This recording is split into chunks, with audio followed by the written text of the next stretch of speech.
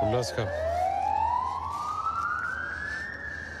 La dame, elle m'a remercié pour le service que je fais en Ukraine, sans savoir que j'étais pas ukrainien. Comment ça arrive souvent?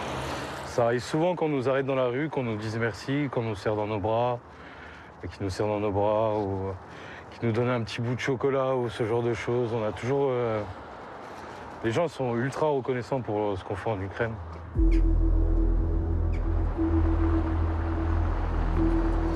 Je m'appelle Maxime, j'ai 33 ans. Je suis en Ukraine depuis mai 2022. On s'habitue aux alertes aériennes, aux roquettes, on s'habitue vraiment, comme les Ukrainiens, à vivre avec ça et à passer outre. Je me suis engagé dans une milice. Et ensuite, je suis rentré au 3e bataillon qui est un peu plus spécialisé, donc on fait de la reconnaissance ou de l'assaut. Et là, les missions, ça envoie. Qu'est-ce qui vous inspire ce drapeau? Ça m'inspire, un pays libre.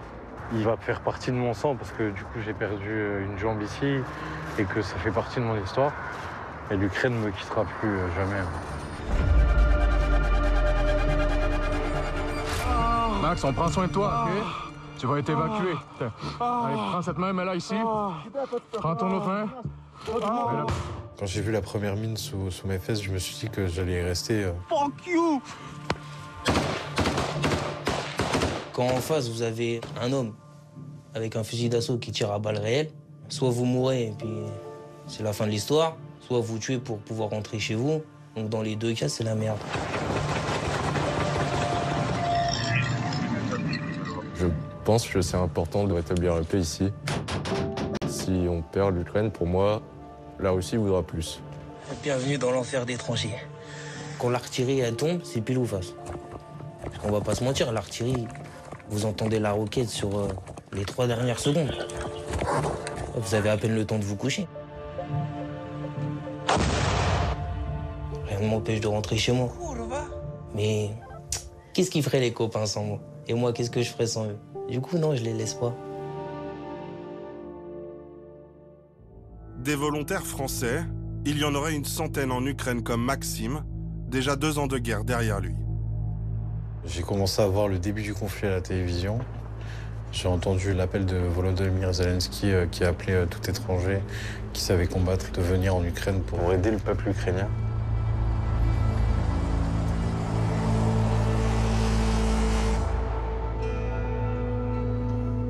Est-ce que vous me qualifiez comme un mercenaire? Alors pas vraiment. Quand on regarde ce que veut dire mercenaire, ça veut dire être engagé par une entreprise privée et gagner plus qu'une armée classique. Nous, on vit en Ukraine, on est engagé par l'armée ukrainienne et on va gagner le même salaire qu'un soldat ukrainien classique qui va être conscrit ou dans l'armée classique. Le 27 novembre 2023, lors d'une mission dans le nord de l'Ukraine, la vie de Maxime bascule, ainsi que celle d'un autre volontaire américain. Donc c'est ce qui reste du sac que j'avais sur le dos. Quand je le vois, ouais, je me demande comment j'ai fait pour survivre. Et surtout comment j'ai fait pour pas avoir d'éclat dans le dos. Parce que mon dos, il n'a pas été touché du tout, au final. J'ai eu énormément de chance. Ce jour-là, on arrive sur une petite mission de reconnaissance. On est 3 Pax avancés sur une petite ligne de forêt. L'objectif, c'était de reconnaître une zone et de l'attaquer ensuite. On entre dans ce bout de forêt, on voit les premières mines. Je continue à avancer, à éclairer un chemin sans mine. Sauf qu'à ce moment-là, j'explose une première fois sur une mine.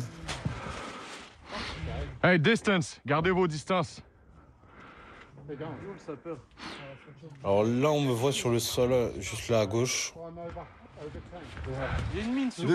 T'as une mine sur le cul? Quand j'ai explosé, on va dire que j'ai atterri sur une autre mine qui n'était pas assez enclenchée pour que ça se redéclenche une deuxième fois et qu'on a réussi à enlever ensuite. Elle est sous toi? Elle est sous... J'ai un bout de fesse sur la mine, ouais. Donc tu sais qu'à n'importe quel moment, À n'importe quel moment, je peux sauter ou à n'importe quel mouvement, je peux sauter. Here, let's go. C'est bon, Max. On évacue l'Américain et je viens te chercher. Là, on arrive sur le moment où l'Ukrainien m'a déjà enlevé la mine que j'ai sous les fesses. Donc là, ils vont commencer à me bouger pour m'emmener jusqu'au BMP pour m'évacuer.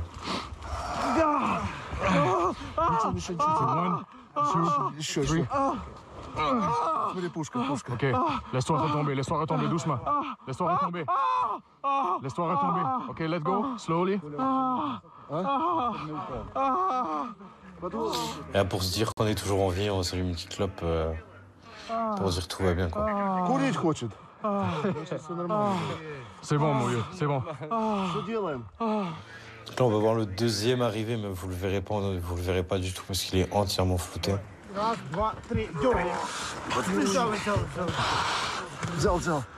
Ok, something warm, some cover. Hey guys, blanket, cover, whatever. Il y a des blessures beaucoup plus graves que les miennes. Donc ils sont en train de lui mettre des tourniquets un peu partout, là, sur tous les membres qu'il avait. Il reste plus grand chose du jeune homme, malheureusement, qui a...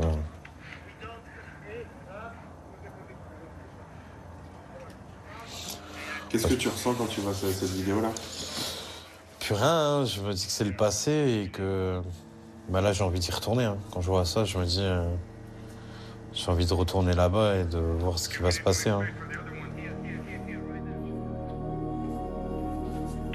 En attendant de pouvoir retourner combattre malgré sa prothèse, Maxime travaille désormais dans un bureau pour son bataillon, à collecter de l'argent et du matériel. Le lieu est tenu secret. Et quand on m'a dit ouais, tu vas aller au bureau, tu vas faire ça, j'étais un peu réticent au départ et je me dis que quand même j'aide les mecs qui bossent. Donc ma place n'est pas minime, quoi. On va dire que ce qu'ont besoin les gars sur le front, je vais avoir la demande par mon commandant de bataillon et après c'est à moi de trouver comment faire pour acquérir ce matériel et pour aider les gars qui sont là-bas. L'histoire de Maxime est emblématique de tous ces volontaires français. Père d'un enfant séparé de sa compagne. Originaire de Metz, il a été militaire dans l'armée française, au 3e régiment de hussards pendant 1 an. Déçu par son expérience, il a enchaîné les petits boulots avant de se rendre par ses propres moyens en Ukraine, sans prévenir sa famille. J'ai attendu de partir pour leur dire que je partais en Ukraine. Je l'avais juste dit à mon petit frère. Qu'est-il venu chercher ici? De l'adrénaline, une expérience forte. Selon lui, c'est un peu de tout cela, mais surtout la volonté d'aider les Ukrainiens. Alors, je suis venu en Ukraine pour toutes ces images d'enfants que j'ai pu voir, les images qui m'ont un peu fait trembler. Quand on voit tous ces corps de civils au milieu de la route, on se dit on a raison d'être là et d'aider ce peuple. Ce combat lui a coûté une jambe, mais paradoxalement l'a rapproché de sa famille. Quand j'ai été blessé, j'ai repris contact avec toute ma famille parce que j'avais des histoires de famille un peu compliquées.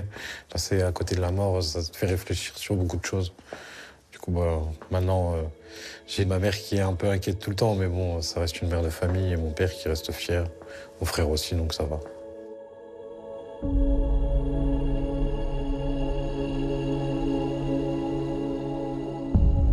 Si Maxime est arrivé dès le début du conflit, d'autres comme Jules ont attendu plus d'1 an et demi avant de franchir le pas.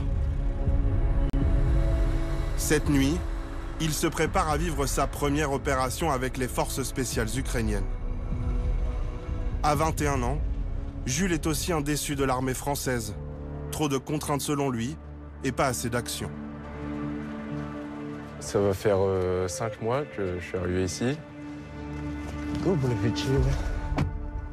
J'ai fait quelques temps dans l'armée française. Ensuite de ça, j'étais chauffeur-livreur en France pendant une petite année. Donc la petite année où je me suis décidé à partir ici. Impossible de dire où nous sommes précisément. Interdit également de montrer son visage. La mission qu'il va effectuer est classée secret défense. Depuis 2014, les Ukrainiens vivent un enfer. Donc je suis venu principalement pour les civils. Et puis je pense que c'est important de rétablir la paix ici. Parce que si on perd l'Ukraine, pour moi, la Russie voudra plus.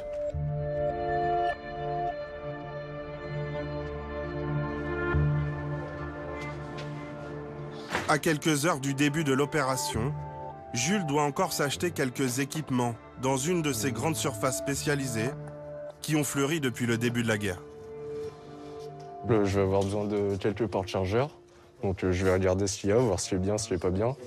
Je peux avoir besoin de poches pour grenades aussi, histoire de pouvoir les ranger et que ce soit facile d'alcer. Par contre, ça c'est bien. On a tout le temps besoin d'un petit truc à droite, à gauche, donc c'est important de regarder. Parce que l'armée ukrainienne ne vous les donne pas forcément? Ils n'ont pas forcément tous les moyens nécessaires. Et du coup, ça vous coûte un peu d'argent, c'est sur vos...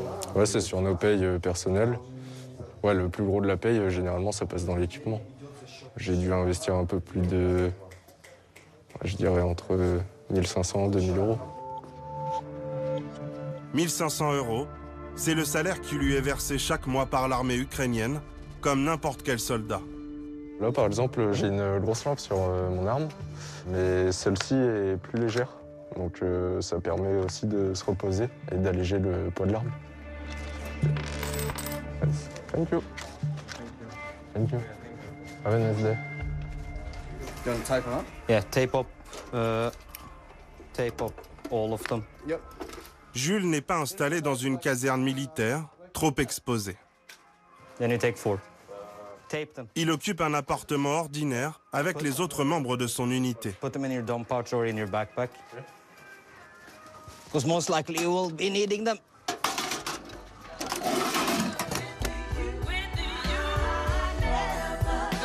Le chef, Bucket, est norvégien. Le Mexicain Aztec est en charge de la mitrailleuse lourde. Solo, australien, responsable du lance-grenade. Et Tom, un autre Français de 25 ans, chargé de monter à l'assaut. Cet ancien soldat de l'infanterie de marine dans l'armée française n'est jamais parti en opération. Donc là, j'ai fini de préparer mon sac pour environ 5 jours annoncés. C'est pour défendre l'Ukraine, mais aussi pour connaître l'épreuve du feu, qu'il s'est engagé auprès des forces spéciales. Donc on a 2 chargeurs que je dois mettre dans mon sac. Donc on a le casque, là je suis en train de régler pour ma vision nocturne. On a le porte-plaque avec bien sûr les plaques à l'intérieur et un tourniquet parce que c'est ultra nécessaire. Une poche à grenade. C'est pas quelque chose qui va aveugler ou qui va juste étourdir, c'est vraiment fait pour tuer. J'ai encore un autre tourniquet. Non, on n'en a jamais assez. Donc ça, c'est mon fusil d'assaut. C'est une Bren, c'est tchèque. Ça fait maintenant 9 mois que je la connais par cœur. Donc c'est mon petit bébé à moi, c'est ma femme. Tu es prêt? Quand tu veux, tu rentres. L'armement de l'unité est fourni par l'OTAN. L'entraînement est quant à lui supervisé par des officiers ukrainiens. On est resté 5 semaines. C'est un entraînement en fait CQB, c'est de l'assaut de bâtiments. Ça consiste à faire du nettoyage de bâtiments quand des ennemis se trouvent à l'intérieur. Vu que c'était un entraînement qui était assez basé sur la spécificité de la team, chaque personne a une spécialité, sniper, machine gunner, etc. Donc ça a permis de continuer à développer sur nos spécialités. On n'est pas les meilleurs, mais je sais qu'on a fait du très très bon travail pendant l'entraînement. Ils nous ont bien félicités pour ça. Clear! Make safe! Make safe in a safe direction. Some of us have been out before, but for some of them, it's also their first time. We help each other out, make sure they have all they need. If they have questions, they ask us, we help them. Of course, everything can happen, but you want to do your best so everybody can come back.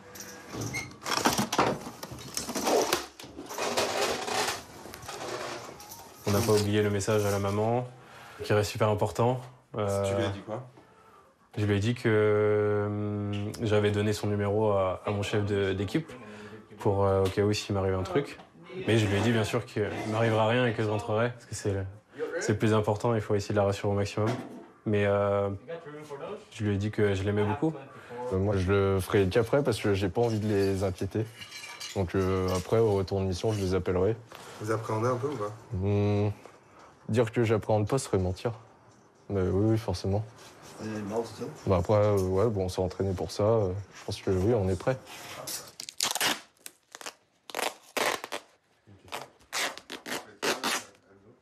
Là, on met des bandes de couleurs pour pouvoir se reconnaître. C'est une consigne aussi, pour pas qu'on se trompe de cible. L'heure du départ approche. L'atmosphère dans l'appartement se tend. Chacun s'équipe de son côté.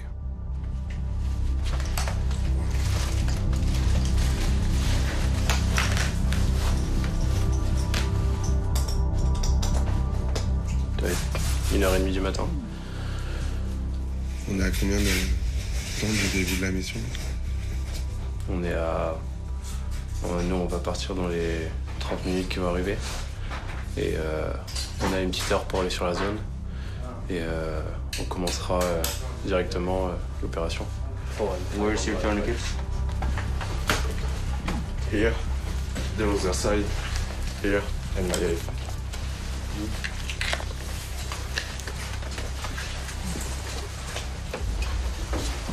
L'unité des 2 Français a pour mission de reprendre le contrôle d'une position tenue par des dizaines de soldats russes. Ils doivent lancer un assaut depuis un bâtiment désaffecté.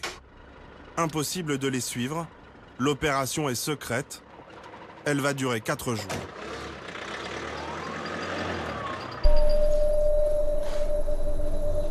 À leur retour, Tom et Jules nous révèlent qu'elle ne s'est pas déroulée comme prévu. L'objectif initial, c'était de partir à l'assaut sur certains bâtiments. Ça s'est pas bien passé. Les premières heures dans la matinée étaient compliquées. On a pris pas mal d'artillerie sur la tête. Des mortiers, des bombes planantes. On s'est fait assez secouer, oui. I'm really happy Keegan changed his plan because we were supposed to be in that building. Ah yeah? Yeah, that was the building we were supposed to be in. Nice. En face de nous, on avait à peu près 200 ennemis. Putain, c'est une sacrée merde, hein, n'empêche ça. Du coup, De quoi? bah, leur plan, il n'y a rien qui a été fait comme prévu. Là, on se retrouve carrément bloqué. C'était possible de sortir du bâtiment, mais c'était complètement suicidaire. C'est vraiment... si tu veux mettre fin à ta vie, oui, sors du bâtiment et puis tu te prendras un drone directement, quoi. Please don't go outside. Yeah. It's on the stage where it's too late to try to retrieve it. Yeah. If either explodes or not. Just stay away. Don't go outside. Ce que je m'y attendais pas, c'est que ça aille aussi vite, en fait, qu'on prenne vraiment aussi vite sur la tête. 5 minutes arrival from light bombs. Oh shit. 5 minutes arrival from what? Glide bombs.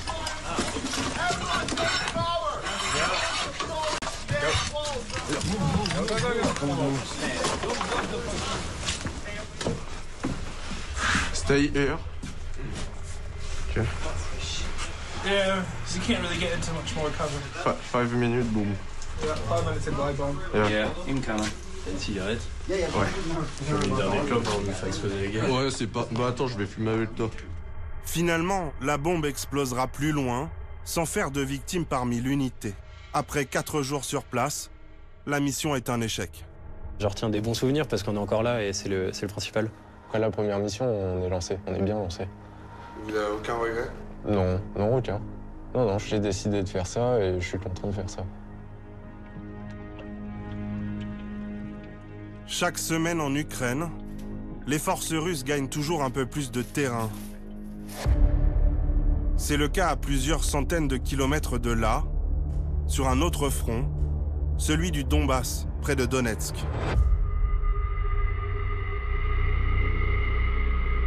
Voici une partie du No Man's Land qui sépare les positions russes de celles des Ukrainiens.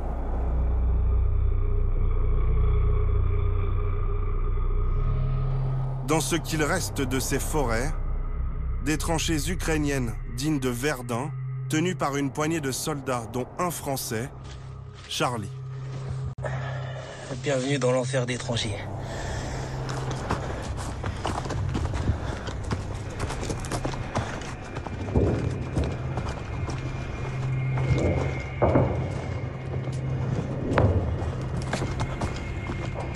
position, à moi, elle est au bord d'une lisière forestière. Et il y a juste un champ qui nous sépare d'une petite commune russe. On est à 400 mètres. La lisière, elle est complètement rasée, avec l'artillerie, l'aviation, tout ça. C'est des tranchées creusées à la vite fait. Des bunkers, c'est juste des troncs d'arbres qu'on a coupés au-dessus, une bâche en plastique pour éviter la pluie, et puis une couche de terre. Et à 400 mètres plus loin, c'est les Russes.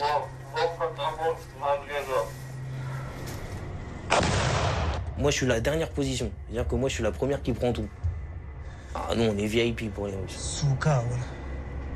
Bon, si jamais nous, on tombe au coma et que la position, elle devient russe, à 300 mètres derrière, j'ai les autres.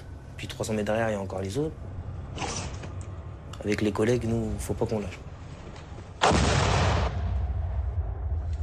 Kurva! À 29 ans, Charlie fait partie d'une unité de l'armée régulière ukrainienne. Il tient cette position depuis le mois de janvier, avec 4 autres soldats.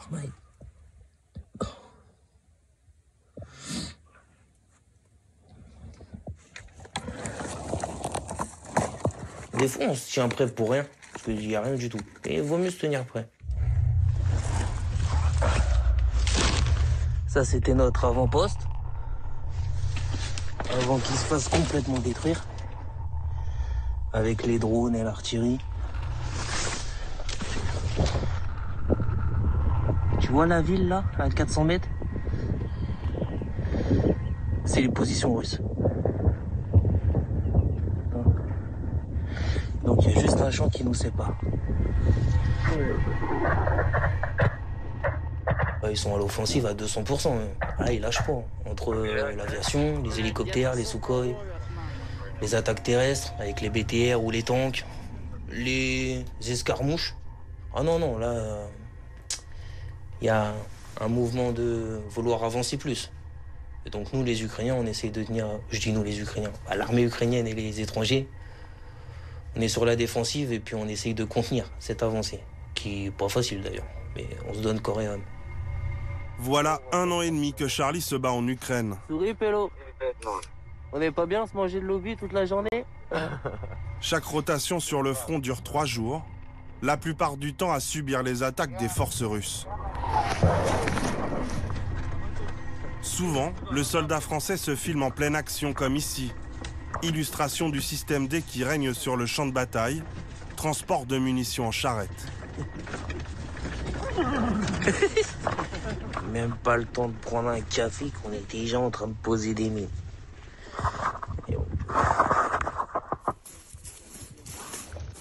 Et même parfois arme à la main, derrière un prisonnier russe, qu'il a traité selon les lois de la guerre, nous dit-il.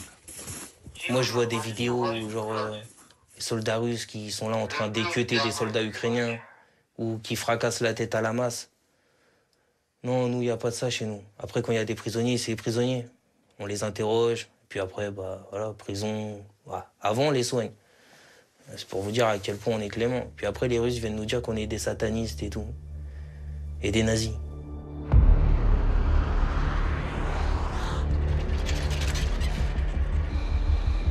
À 10 km du front, dans cette cité ouvrière dévastée par la guerre,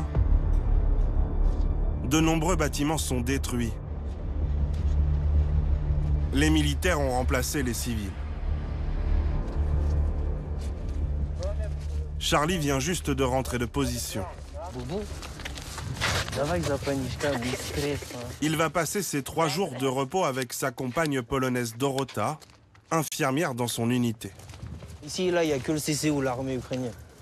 Moi, je suis le seul Français de ma brigade et Dorota, la seule Polonaise. Quand on est arrivé la première fois à la brigade, oh, ils y croyaient pas. Hein. Alors, un Français et une Polonaise, ouf. Puis non, maintenant, habitué. On m'appelle le Frenchie. Dorota, il l'appelle la Blondie. Mais du coup, ça passe. Charlie et Dorota sont tombés amoureux sur le front il y a 1 an. Alors, quand elle part en position, genre elle va partir en position à 2 heures. Hein. Moi, je reste ici, je vais me faire du souci pour elle. Moi, quand je pars, elle reste ici, donc elle se fait du souci pour moi. Mais bon, après, celui qui reste, on va dire, d'astreinte à l'appartement, fait tout pour le petit confort. Petit frichti, prépare un petit lit chaud, Donc non, c'est à la fois un soutien et un souci en plus. Ой, страшно. Страшно. І ну, так як я розказала, що як він на позиції, то я на радийку, я не śpię, я czułem. Ale tak jest. Jak radio nie pracuje, bo no, pidery zagłuszają, tak? To, no to ja na związku postojano z komandirem czali. Все dobre, dobre. Le quotidien ici est rythmé par les nombreuses alertes aériennes qui ne semblent plus perturber grand monde.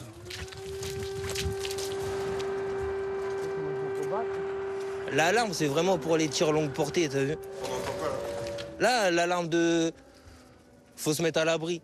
Mais bon, les gens, ils ont tellement l'habitude, continuent. Il y a quelques magasins qui ferment, tu vois. Ça veut dire que là, ça va frapper?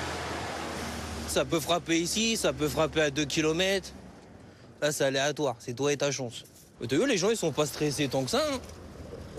C'est le train-train habituel. C'est pas cher, là, outside, non? Yes. Yeah, bratan. Good? Good. Journaliste? Journaliste. C'est le conducteur de l'ambulance, Magic. Mais ça, c'est mon frère, ça, c'est un bon. Як давно знаєте Шарлі? Всю жизнь. Всю жизнь, що на війні. Півроку, 7-8 місяців. З серпня. Трошки описати для нас. Більше б таких українців було б. Була б перемога. Велике дякую. Це наш великий друг. Charlie a choisi de rejoindre l'Ukraine au début de l'été 2022. Son histoire est celle d'un jeune homme issu d'un milieu modeste qui a grandi en Bourgogne. Il tombe dans la petite délinquance. Après avoir arrêté l'école à 16 ans, il suit une courte formation militaire.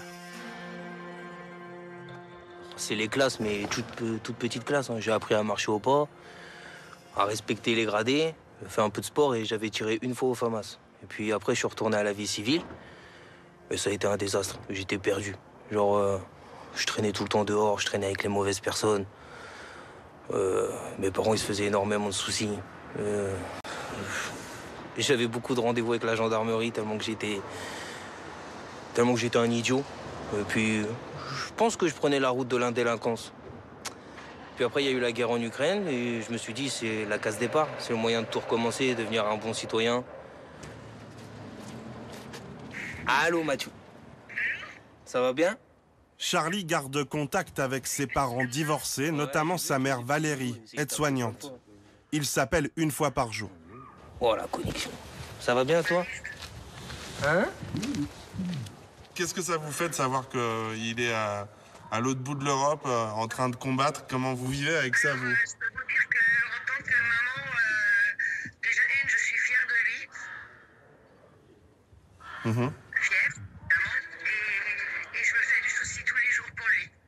Vous pouvez nous raconter quand il vous a dit qu'il allait partir en Ukraine, comment vous avez vécu tout ça? Il me l'a caché un peu, pour tout vous dire. Je ne sais pas si vous a dit la vérité, mais Si. moi, il m'a dit qu'il partait visiter de la famille au Mans.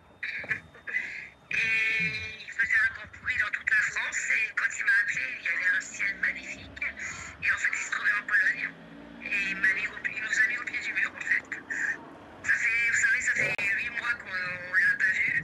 Et on espère comme chose de le savoir et de le serrer dans mes bras bien fort. Vous savez, je l'aime, c'est mon fils. Mais je sais qu'il est parti là-bas pour la bonne cause. Oh. Bisous, je vous aime. Bisous, bisous. Dans le petit appartement qu'il partage avec Dorota, Charlie nous raconte que la veille, une roquette russe a failli le tuer dans sa tranchée. Oh frère, la roquette, elle est dans le bunker. Il y a un drone russe qui est rentré dans le bunker. Et la roquette, elle est à l'entrée.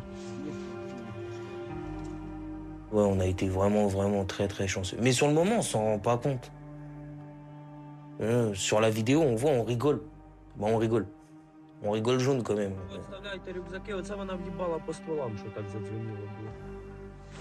On creuse, on passe à la sauce, puis on fait même du déminage.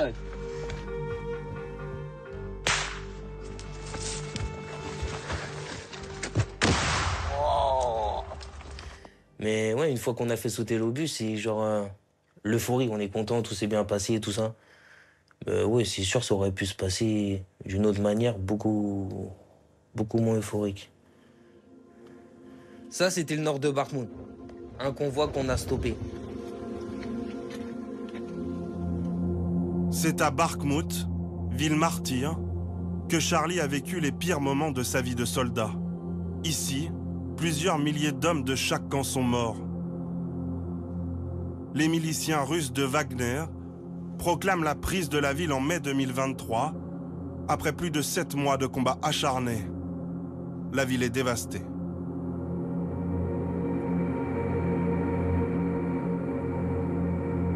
Charlie a participé à la défense de cette ville du Donbass pendant 6 mois. Là-bas, une scène de guerre l'a particulièrement marqué. Tu vois le premier véhicule qui passe, le deuxième, tout ce qui est commandant, sergent donne l'ordre à l'artillerie. Tu fais sauter tous les véhicules, t'envoies les grenades, tout. Et puis, ouais, ça, on va dire pendant 10-15 minutes, c'est une énorme fusillade.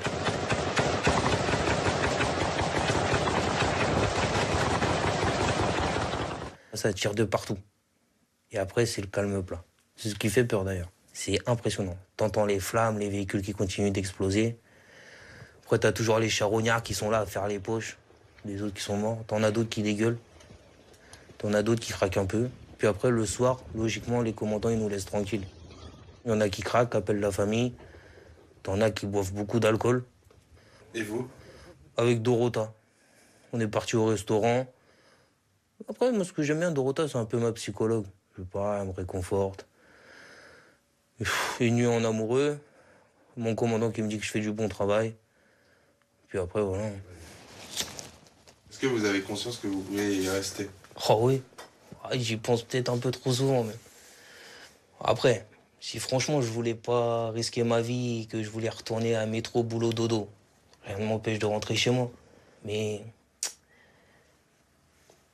Qu'est-ce qu'ils feraient les copains sans moi? Et moi, qu'est-ce que je ferais sans eux? Du coup, non, je les laisse pas.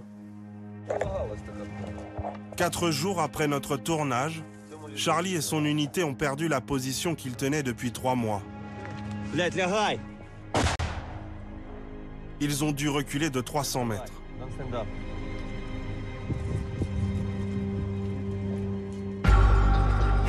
En affrontant les soldats russes en Ukraine, la plupart des combattants français sont dans le viseur des services spéciaux du Kremlin. Cet homme a commis un crime grave et est recherché par les autorités de la Fédération de Russie. Si vous avez des informations à son sujet, veuillez nous contacter. C'est le cas de Charlie, mais aussi de Maxime, le soldat amputé. Ils ont tous les deux leurs noms et photos publiés dans des boucles Telegram. Le fichage, déjà de base, se fait par les Russes. Automatiquement, dès qu'on passe en télévision ou dès qu'on passe quelque part, même si on montre trop de choses sur les réseaux sociaux, on va se faire ficher directement. Donc j'ai un avis de recherche en Russie, je crois que je suis terroriste, un truc comme ça, avec une petite prime à la clé. Этим вечером в ведомстве сообщили, что ликвидированы в общей сложности более 60 легионеров. Ну и вот стало известно, что большинство из них это граждане Франции. Ну а вот это первые видеокадры из Харькова, вот в этом здании и дислоцировались наемники. Le 17 janvier 2024, les Russes annoncent donc avoir tué des soldats étrangers. Nous sommes retournés sur les lieux de la frappe avec Maxime. Selon lui, c'est une fake news.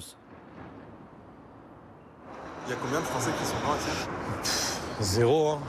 Il n'y avait pas de Français, il y avait des civils. Il y a eu 17 blessés, je crois, et un mort, si je ne me trompe pas.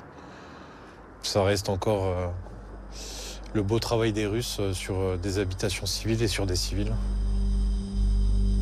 Les autorités françaises affirment elles aussi qu'aucun citoyen français n'est mort dans ce bâtiment. Depuis le début de la guerre, 7 combattants français ont été tués sur le front. 2 d'entre eux ont leur visage et leur nom sur le mur des héros à Kiev. Ils avaient 22 et 20 ans.